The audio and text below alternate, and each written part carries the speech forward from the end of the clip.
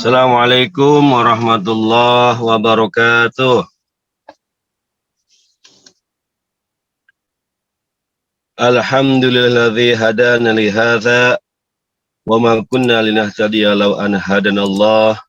Allahumma shalli wa sallim ala sayyidinal mukhtar wa ala alihi wa ashabil akhyar.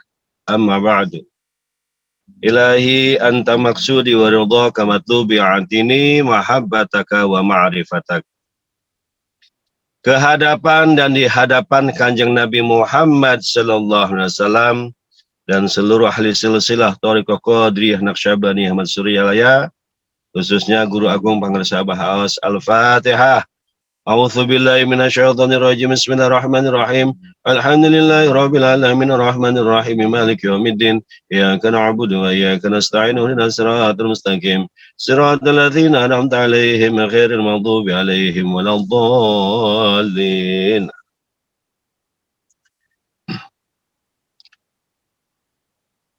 Yang sama-sama kita muliakan para alim ulama, para hujaj, para asatidz, khususnya para wakil talqin, para petani pecinta kesucian jiwa yang mendapatkan amanah yang berat tapi mulia, khususnya yang hadir sore hari ini adalah Bapak Kiai Haji Nur Fahim dari Surabaya, dan para wakil talqin yang lainnya, para ikhwan dan akhwat yang dimuliakan oleh Allah.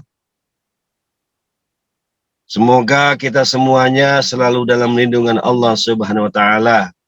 Mari kita berdoa kepada Allah agar guru kita semuanya, Pangarsa Abah Aos, Pangarsa Umi Aos, mendapatkan kesehatan yang sempurna, diberikan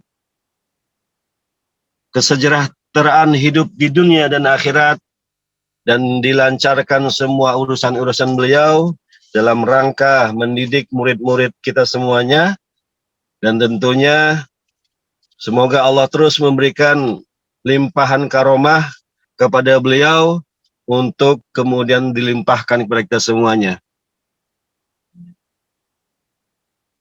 Semoga para ikhwan semuanya, para pemangku manaqib online sedunia, diberikan kesehatan yang sempurna, dilancarkan rezekinya, dimudahkan segala urusannya, diberikan kesabaran dalam selalu taat beribadah kepada Allah Subhanahu wa taala. Ikhwan dan akhwat yang dimuliakan oleh Allah, puji syukur kita panjatkan kepada Allah karena sampai sore hari ini kita masih bisa melaksanakan manaqib online sedunia. Atas izin Allah kita semuanya bisa berkumpul di majelis yang mulia ini.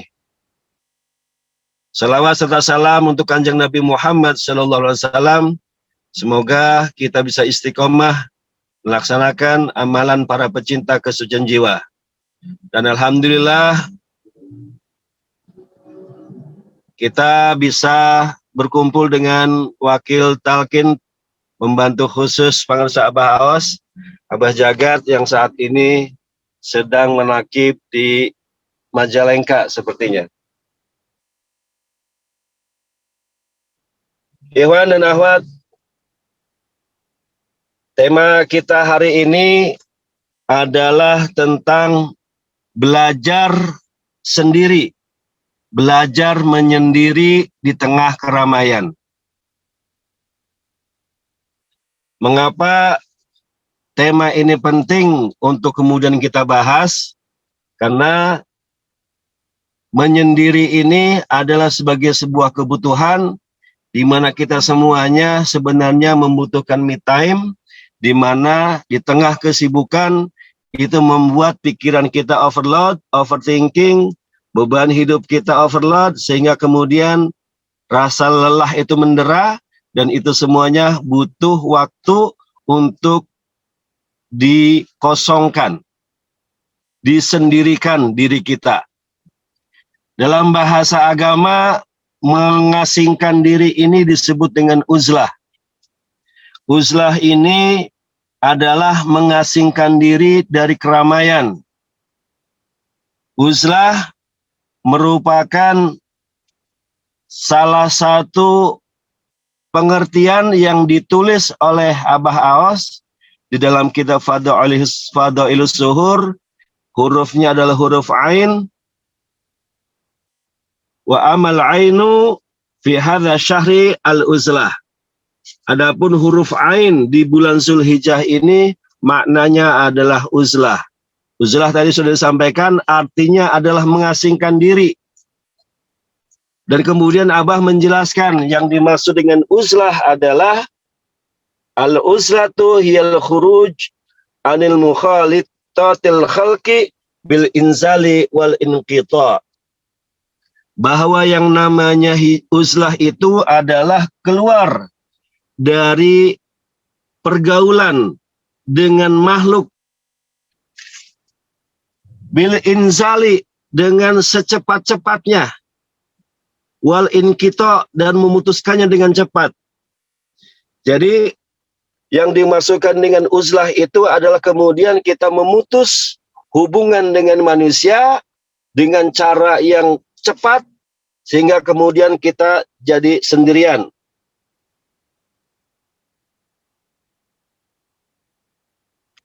Dilanjutkan bahwa kemudian uzlah itu secara hakikat dalam kata al-inqita diterangkan al-inqita minal khalqi ilal khaliq li'annahu safaral qalbi ilallah.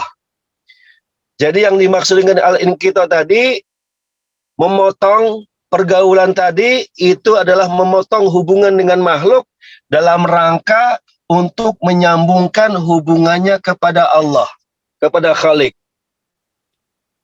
Disebabkan karena perjalanannya hati menuju kepada Allah, disitulah yang disebut dengan uzlah menurut pengarsa Abah Aos. Ketika hubungan kita dengan manusia terputus, sesama makhluk terputus, tapi hubungan dengan Allah itu tersambung dengan cara yang cepat, itulah kemudian kita makna uzlah yang disampaikan oleh pengarsa.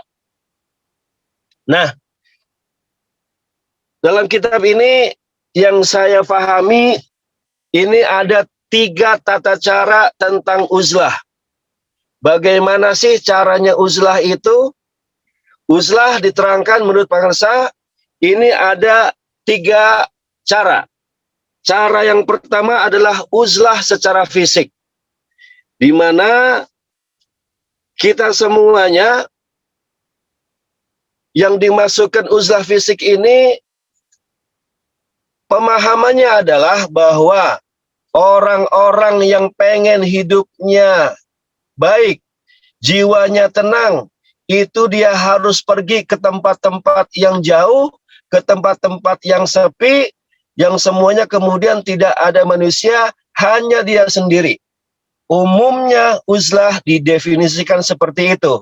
Sehingga pengarsa menjelaskan bahwa sekarang orang-orang memahami uzlah itu adalah orang yang berjalan kaki menuju gunung, menuju gua, untuk kemudian berdiam diri, menempa diri tanpa bergaul dengan siapa-siapa. Nah, inilah pemahaman uzlah yang pada umumnya sebagai cara uzlah yang pertama.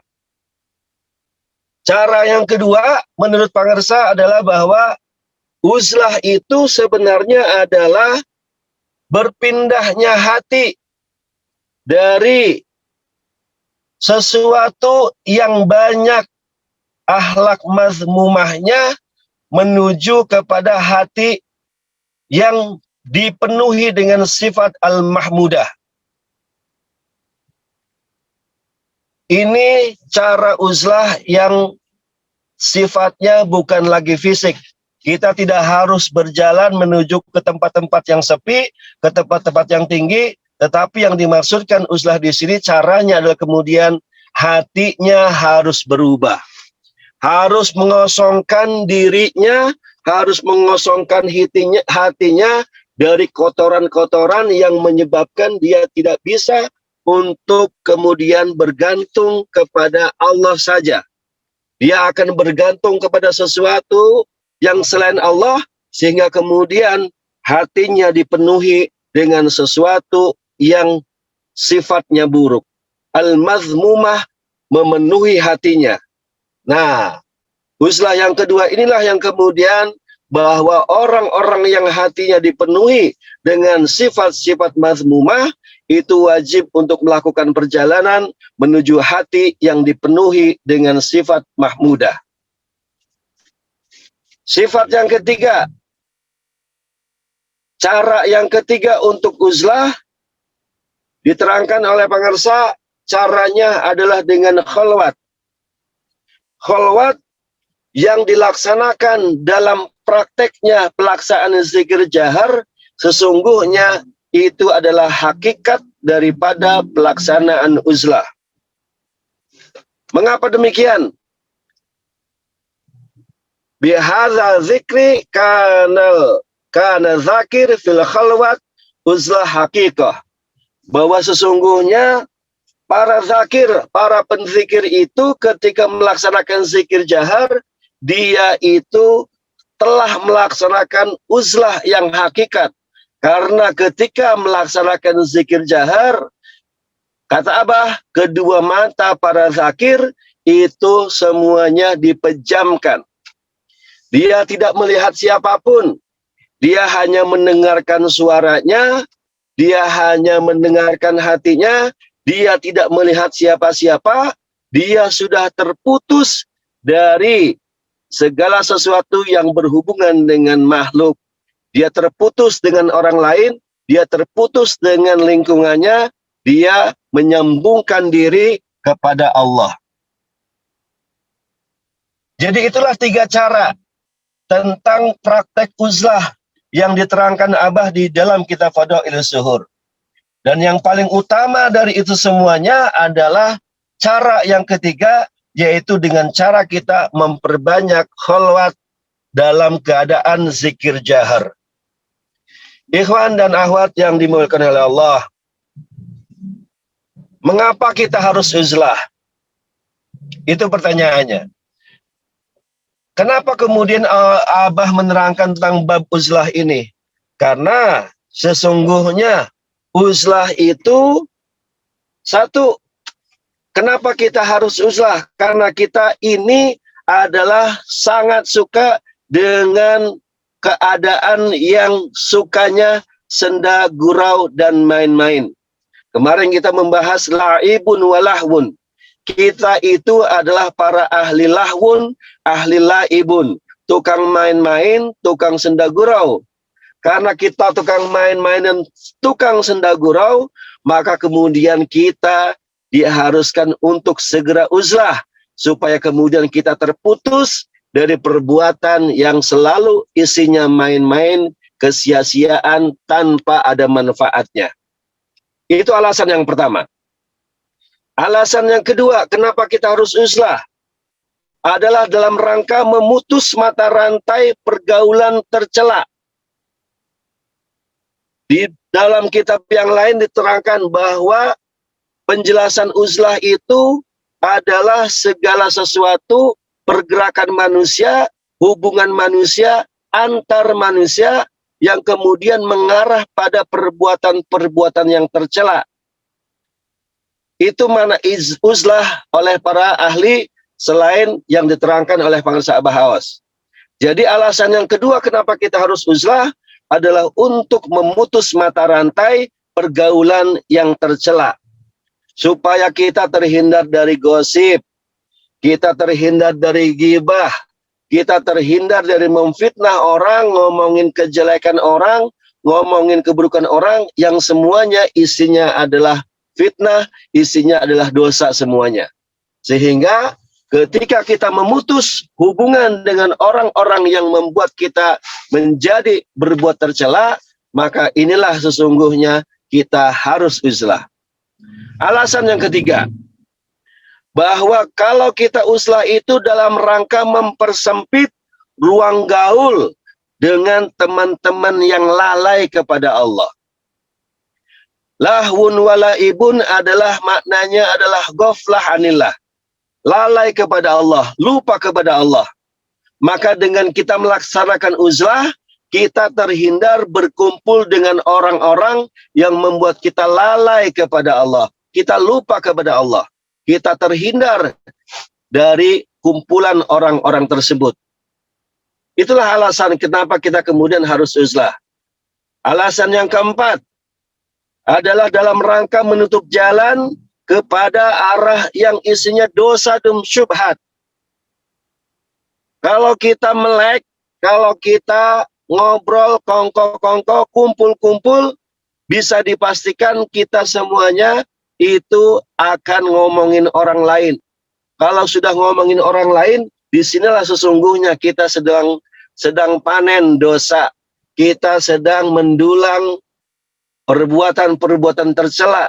Karenanya, kalau kita tidak mau itu semuanya, kita harus menutup jalan. Kita harus menghindari kepada jalan yang arahnya kepada memperbanyak dosa dan perbuatan-perbuatan syubhat. Alasan yang kelima kenapa kita harus uzlah adalah untuk terjaganya hati dari lalai kepada Allah. Inilah setidaknya ada 5 alasan mengapa kita semuanya harus melaksanakan uzlah.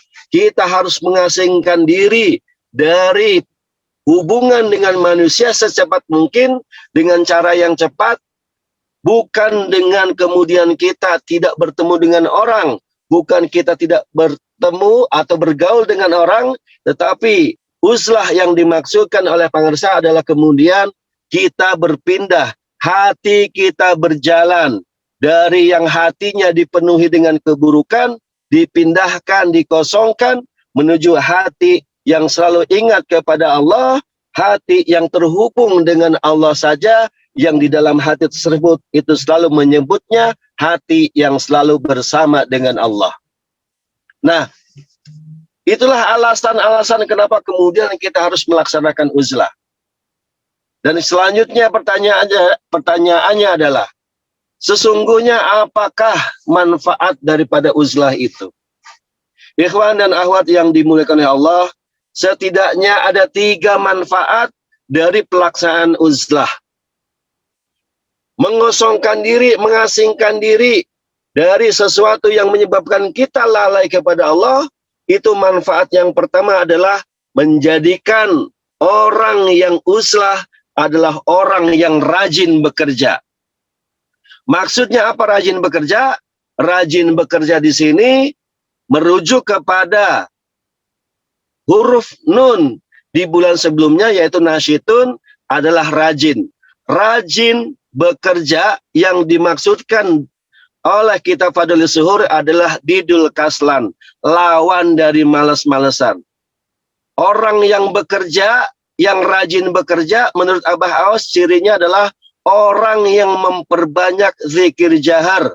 Bukan banyak kerja di kantor, bukan banyak mencari uang, bukan kemudian rajin mencari dunia, tapi rajin yang dimaksudkan, rajin kerja yang dimaksudkan adalah rajin memutar zikir, memutar tasbih dengan memperbanyak bilangan dari zikir jahar. Nah, orang yang uzlah ini adalah orang yang kemudian tadi diterangkan, orang yang uzlah yang utama adalah uzlah hakikahnya, adalah uzlah khalwatnya, adalah dengan zikir jahar, yang selalu menutup matanya ketika berzikir sehingga dia terputus dari orang lain, dan disitulah kemudian dia menjadi orang yang rajin bekerja karena dia memperbanyak zikir jaharnya. Manfaat yang kedua daripada uzlah adalah orang yang uzlah pandai menjaga lisannya. Karena orang yang uzlah itu, dia kemudian berdiam diri, dia hanya menyebut kalimat thayyibah saja. Dia menghindari dari perkataan-perkataan yang buruk. Dan ini sesuai dengan hadis Nabi, man kana yu'minu billahi wal yaumil akhir falyakul khairan aw liyasmut. Orang yang uzlah ini adalah orang yang pandai menjaga lisannya. Ketika dia tidak mampu untuk berkata yang baik, maka sikap yang dilakukan oleh orang ini adalah dia menutup mulutnya, dia memilih diam daripada kemudian dia berbicara yang tidak baik atau mengeluarkan kata-kata yang buruk. Ikhwan dan akhwat yang dimuliakan oleh Allah, manfaat dari uzlah yang ketiga adalah bahwa orang yang uzlah itu dia akan terasah, dia terlatih fisik dan batinnya. Fisiknya, orang yang biasa uzlah dengan melaksanakan zikir jahar, dia akan tahan dengan duduk yang lama. Ketika zikirnya sudah mencapai 1000, mencapai 2000, mencapai 3000 dan seterusnya, itu indikasi dia sudah bisa kuat untuk duduk. Dia terbiasa fisiknya untuk lama-lama bersila. Orang yang uzlah itu fisiknya sehat. Karena ketika zikirnya banyak, bisa dipastikan dia akan berkeringat. Orang yang berkeringat zikirnya menurut Abah itu sesungguhnya hakikat daripada mandi taubat adalah ketika orang melaksanakan zikir jahar sampai berkeringat. Itu hakikat mandi taubat menurut pengarsa Abah Aos. Jadi manfaatnya orang yang uzlah, dia fisiknya kuat, duduknya kuat, dia tahan lama, badannya sehat. Dan yang terakhir, batinnya selalu menyala. Sinyal-sinyal alam bawah sadarnya, dia kemudian terasah, dia koneksi dengan Allahnya baik, terhubung dengan luar biasa, cahaya-cahaya Allah itu langsung masuk ke dalam dada-dada orang yang selalu melaksanakan duduk dalam zikir jahar dan zikir khafi. Nah, setidaknya ada 3 manfaat dari orang-orang yang melaksanakan uzlah. Semoga kita semuanya dibimbing oleh guru kita, dilatih oleh guru kita, supaya kita semuanya pandai untuk kemudian menjaga mata kita, menjaga lisan kita, menjaga hati kita, menjaga anggota tubuh kita, supaya kemudian anggota tubuh kita terhindar dari melaksanakan perbuatan-perbuatan yang tercela, hati kita terbebas dari prasangka yang tidak baik, sehingga kita semuanya nanti akan menjadi jiwa-jiwa yang bersih, jiwa-jiwa yang suci, badannya, anggota badannya terhindar dari melaksanakan perbuatan-perbuatan yang tercela. Amin ya rabbal alamin. Demikian sore hari ini tema kita tentang belajar sendiri di tengah keramaian dengan cara melaksanakan uzlah. Uzlah yang sesungguhnya, uzlah yang hakikat adalah kita melaksanakan khalwat dengan memperbanyak membaca zikir jahar sampai kita semuanya bergerak badannya, tubuhnya berkeringat, sehingga kemudian kita dianggap sebagai hamba-hamba yang rajin bekerja, hamba-hamba yang selalu terkoneksi dengan Allah. Demikian, semoga bermanfaat. Mohon maaf apabila banyak hal yang tidak berkenan, banyak kata-kata yang tidak sesuai, banyak kesalahan. Semua kebenaran datangnya dari Allah. Semua yang salah pasti datangnya dari saya. Terima kasih atas perhatiannya. Billahi taufiq wal hidayah. Wassalamualaikum warahmatullahi wabarakatuh.